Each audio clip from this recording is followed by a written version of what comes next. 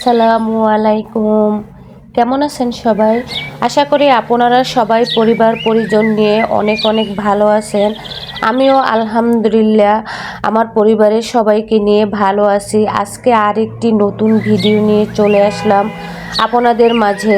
আজকের ভিডিওটি সকাল থেকে শুরু করে দিয়েছি। সকালে ঘুম থেকে উঠে অফ ক্যামেরায় সংসারের সব কাজ গুছিয়ে নিয়ে তারপরে চলে আসলাম কিচেন রুমে এসে আজকে আমার বড় বাবা চচ্চড়ি খাবে, ছোট বাবা রুটি খাবে। এই জন্য দুই বাবার পছন্দ মতন দুইটি খাবারেই সকালবেলার নাস্তায় তৈরি করে নিচ্ছি।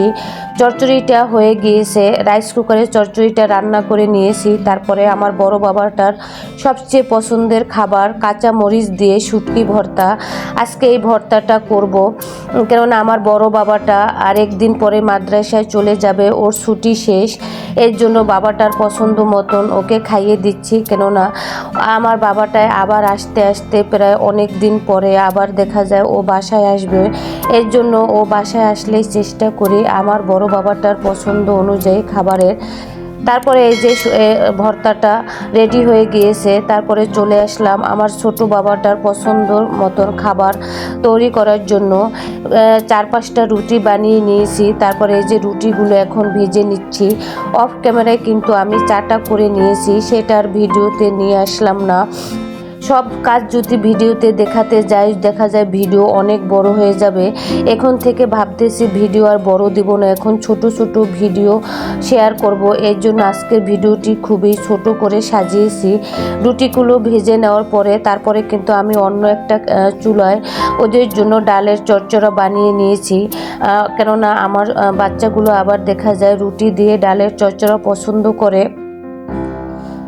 এই মুহূর্তে যারা আমার ভিডিওটির সাথে আছেন একটি লাইক দিতে ভুলে গিয়েছেন, প্লিজ একটি লাইক দিয়ে আমার ভিডিওটি কন্টিনিউ করবেন।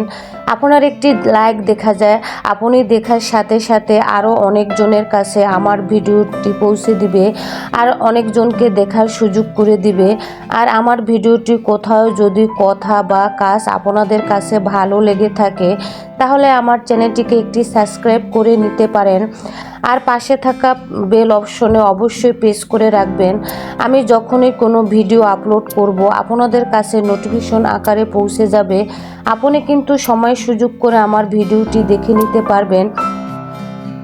আর যারা অলরেডি এই কাজটি করে নিয়েছেন তাদেরকে জানাই অসংখ্য অসংখ্য ধন্যবাদ।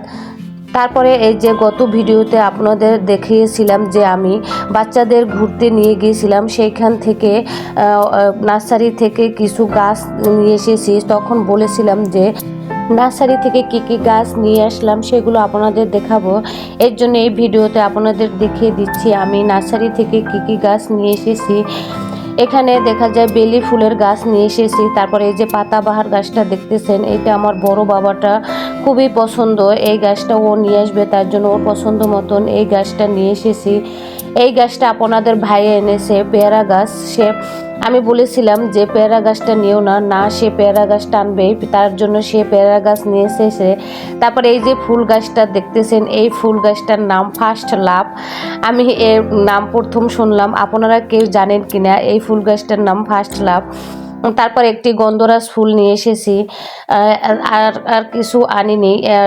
5টা গাছ নিয়ে এসেছি। তারপর আবার অন্য একদিন যাব, কেননা আমাদের গাড়িতে জায়গা ছিল না, তার জন্য এই 5টা গাছে নিয়ে এসেছি। পরে আবার গিয়ে অন্য অন্য গাছ নিয়ে আসবো। তারপরে এই যে এখন গাছ লাগাবো, মাটিগুলো এখন আমি সারের সাথে মিশিয়ে নিচ্ছি। এখানে কিছু ইউরিয়া সার দিয়েছি আর কিছু গোবর সার দিয়েছি। এগুলো এখন আমি হাত দিয়ে মাটির সাথে ভালোভাবে মিশিয়ে নিচ্ছি। দেখেন আমরা গৃহিণীরা বিয়ের আগে দেখা যায় যখন একজন মেয়ে থাকি তখন কিন্তু কিছুই পারি না, অনেকেই পারে, কিন্তু আমি কিন্তু বিয়ের আগে কিছুই করতে পারতাম না, কিন্তু কোনো কিছুই কিন্তু আমি শিখিনি। দেখা যায় সংসার জীবনে এসে আস্তে আস্তে সব কাজ এখন করতে পারতেছি। এখন কোনো কাজে যে পারি না এমন কোনো কাজ নেই। মাশাআল্লাহ এখন যে কোনো কাজে যদি আমরা মানুষরা চেষ্টা করি সব কাজে কিন্তু আমরা করতে পারি। আগে রান্না করতে পারতাম না, তারপরে মরিচ ধরতে পারতাম না, বাটাবাটি করতে পারতাম না। মরিচ বা ভর্তা বাটতে গেলে দেখা যায় আমার হাত খুবই জ্বালা পোড়া করতো। এখন দেখা যায় বিয়ের পরে এই ভর্তা বানাতে বানাতে এখন কিন্তু আমার হাত এখন আর জ্বালা পোড়া করে না। তারপরে এখন রান্না বাড়িটা মাশাল্লাহ সব কিছু এখন রান্না করতে পারি। একটি মেয়ে বিয়ের পরে যখন একটি সংসারের বউ হয়ে আসে তখন কিন্তু তার এই সংসারে এসে সব কাজ করতে পারে। পরিবেশ পরিস্থিতি আমাদের মেয়েদের অনেক কিছু করতে শেখায়, অনেক কিছু জানতে শেখায়, অনেক কিছু করতে শেখায়। এই বিয়ের পরে যে পরিবেশটা, এই পরিবেশটার সাথে আমাদের মানিয়ে নিতে শেখায়। তারপরে কিন্তু আমি একে একে সব গাছগুলো এখন লাগিয়ে নিচ্ছি।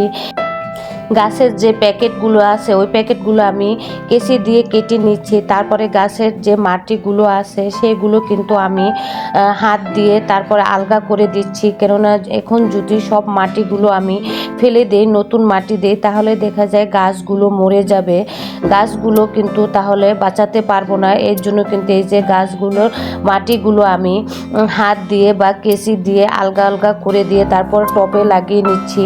সব গাছগুলোই কিন্তু আমি টবে লাগাবো না, কেননা টব দেখা যায় বেশি একটা বড় না। আর এই গাছগুলো দেখা যায় টব ছাড়া যদি আমি কোনো ব্যাগে বা বস্তায় লাগাই তাহলে দেখা যায় গাছগুলো ভালো গ্রোথ হবে। এর জন্য আমি যেগুলো শিকড় কম ছড়ায় সেগুলো আমি টবে লাগিয়েছি, আর যেগুলো শিকড় বেশি ছড়ায় সেগুলো আমি ব্যাগে লাগিয়েছি, কেননা ব্যাগে লাগালে দেখা যায় গাছগুলো গ্রোথটা বেশি হয়।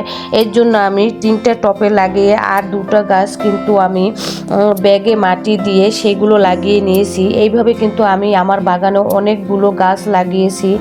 মাশাল্লাহ দেখা যায় আমার বাগানটা আপনাদের সাথে আরেকদিন শেয়ার করব। এই যে পেয়ারা গাছটা দেখতেছেন, আমি কিন্তু একটি বস্তা কেটে মাটি দিয়ে তারপরে এই পেয়ারা গাছটা লাগিয়ে দিয়েছি।